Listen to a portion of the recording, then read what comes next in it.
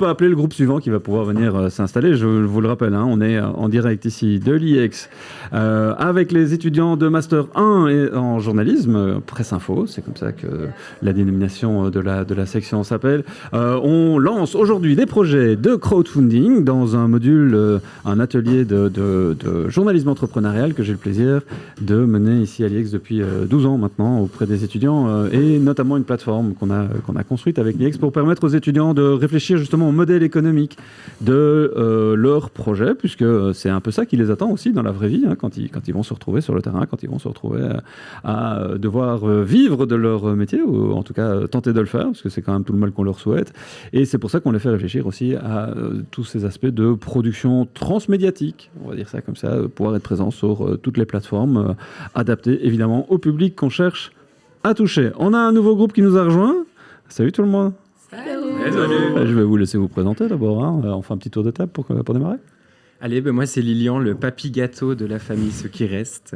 Moi c'est Ouma, la maman cool. Alors parlez bien devant les micros. Moi c'est Hippolyte et il paraît que je suis le tonton blagueur. Voilà. Alors moi c'est Marie et je suis la tata branchée. Alors moi c'est Martin et je suis le meilleur ami de la famille.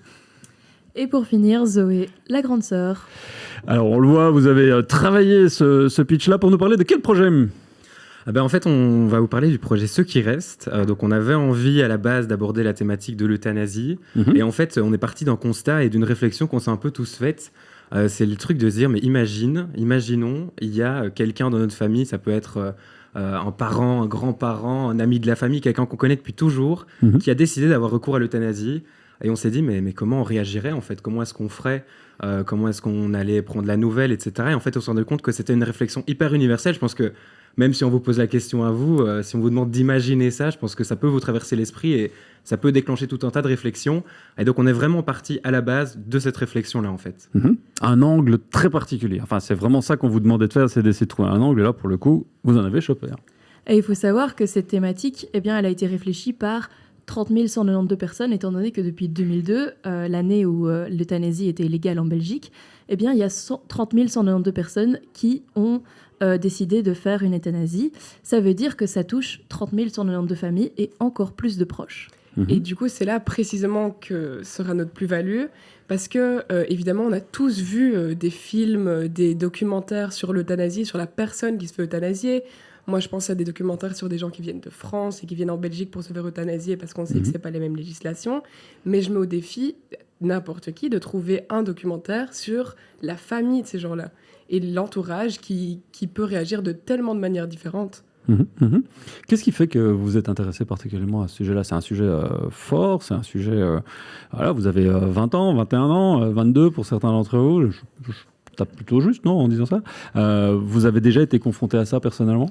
Mais quand on a un peu parlé pour savoir quel sujet on allait aborder dans ce mémoire médiatique, moi personnellement c'était un sujet qui me tenait très à cœur parce que mon arrière-grand-mère y avait eu recours quelques années après le début de la légalité de la loi en 2002 et j'ai toujours été depuis ça très intéressé par les personnalités, notamment Lynn Renaud en France qui... récemment a fait une interview pour parler, elle, de sa future euthanasie, en tout cas qu'elle souhaiterait, si ça ne va plus pour elle, pouvoir avoir recours, mais en France, on le sait, c'est plus compliqué qu'en Belgique. Mais donc voilà, on est parti moi je suis parti de cette idée-là, et tout le monde a suivi l'idée, et après on a axé sur l'angle des familles, justement, pour avoir une plus-value par rapport aux autres reportages qui étaient faits dessus. Ok. Il va se passer plein de trucs entre aujourd'hui et janvier l'an prochain, puisque je le rappelle, vous avez 1 an pour travailler sur ce projet. Quelle forme est-ce que ça va prendre ?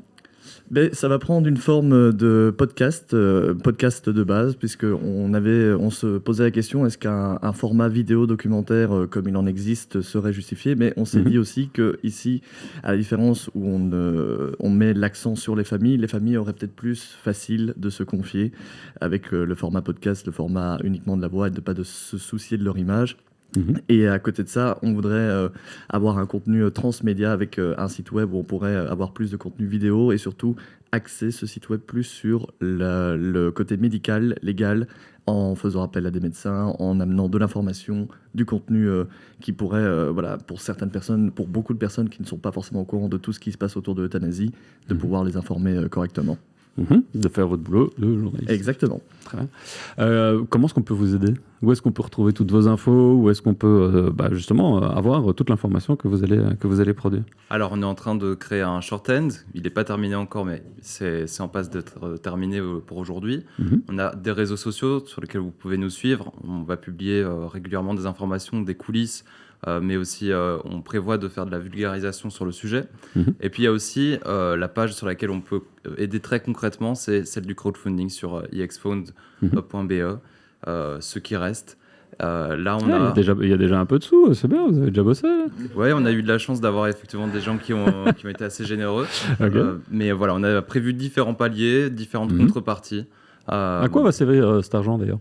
Alors, il va servir d'abord pour le matériel, parce qu'on aimerait louer du matériel. Au début, on pensait l'acheter, mais le louer, ça reviendrait à moins cher. Et aussi, en termes d'écologie, on y a pensé. Donc, on fait en sorte que ce soit relativement économique et écologique. Et puis aussi, les déplacements. Nous, on va surtout se baser sur des témoignages et sur des données qualitatives. Donc, on va devoir aller à la rencontre des gens. À la rencontre des familles qui ont vécu de tels cas. Et donc, on va devoir se déplacer régulièrement en Belgique, partout, notamment à Bruxelles, mais surtout en Wallonie. Ce qui fait que c'est aussi un coût qu'on a pris en compte. Et puis, on a aussi tout ce qui est logiciel, des licences qu'on va devoir payer. Donc, en termes logistiques aussi, c'était un certain coût. Tous les goodies et aussi une soirée de lancement. On a prévu une soirée de lancement. On aimerait beaucoup faire ça si on atteint les paliers. Une soirée de lancement dans laquelle on présente officiellement le projet. Ça, ce sera à la fin au début de l'année prochaine, une fois que tout sera finalisé. Et une fois que le projet aura été publié et validé, puisque, on le rappelle, on est dans le cadre d'un exercice, mais à balles réelles, j'ai envie de dire, puisqu'on se retrouve réellement sur les réseaux sociaux, et puis c'est des vraies infos, c'est des vrais morceaux de contenu, c'est des vrais sous que vous pouvez mettre sur cette campagne de crowdfunding des étudiants. Vous le voyez à l'écran, je vous mets évidemment le lien pour aller retrouver tout ça directement sur la plateforme de crowdfunding de l'IEX. Un petit dernier mot pour la route? Oui, donc Hippolyte en a déjà un petit peu parlé, mais concrètement, on peut nous retrouver sur Instagram et Facebook, donc c'est ceux qui restent pour les deux. Instagram, c'est même ceux.qui.reste. On va poster, donc comme il l'a dit, des contenus plus... on va vulgariser de l'information, on va appeler ça la prescription. Donc vous pouvez retrouver des contenus plus sérieux, on va dire. Et à côté de ça, vous allez avoir les coulisses de tout ce qui se passe. Donc ici, on a déjà publié une première vidéo coulisses de notre shooting photo que vous pouvez retrouver. Donc... pour partager un peu l'ambiance du groupe et de la famille, ceux qui restent. Génial. Merci beaucoup. Un dernier mot pour la route? Ou c'est bon pour vous? Merci à tous. Surtout, déjà, merci beaucoup à toutes les personnes qui ont déjà donné. C'est très gentil de leur part, très généreux. Et merci d'avance pour les autres qui nous aideront. Suivez-nous sur les réseaux sociaux, ça nous aide beaucoup. Tout à fait. Merci beaucoup à tous. On va appeler le prochain groupe. Merci à vous. Merci. Et bonne continuation, bon boulot pour la suite.